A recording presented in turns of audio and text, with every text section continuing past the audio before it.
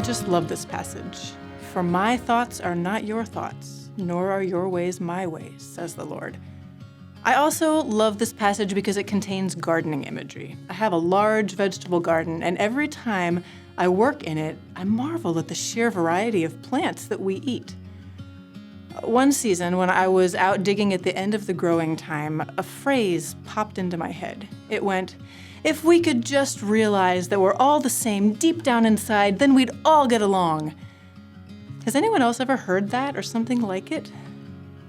As I sat beside my garden beds, fingers cold and muddy with a pile of pulled and tired vines by my side, I thought, who says that the discovery of some sameness is the foundation upon which a healthy relationship is built? Probably a guy who assumed that people should become just like him. Imagine pulling a bountiful harvest from all around the garden one hot, sticky July day, only to go inside and make a dinner composed exclusively of onions. Blech.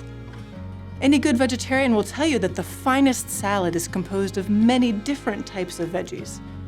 Diversity is literally the spice of life when it comes to eating and when it comes to living. This ideal of seeking out sameness falls apart because all the people that are struggling to connect and value one another, all those people already have the most basic thing in common. We are human. Bones, skin, blisters, eyelashes, we are literally unified by being one species of mammal, and yet we still find reasons to not get along. How could finding any other sort of shared bond then serve as some kind of relationship balm? This concept then is a load of hooey, and I'm pretty sure that this is one of the biggest things that's causing this world to hurt so much right now. Common ground, after all, can erode because ideas shift and people change. Then where would your relationship be if it's based only on shared beliefs or histories? A diverse garden testifies to a different option. That not the search for sameness, but instead the genuine willingness to explore one another's differences. That's a more meaningful relationship foundation. And I think that's one of God's examples of your ways are not my ways. God doesn't ask us all to be the same. Why then do we so often require it of one another?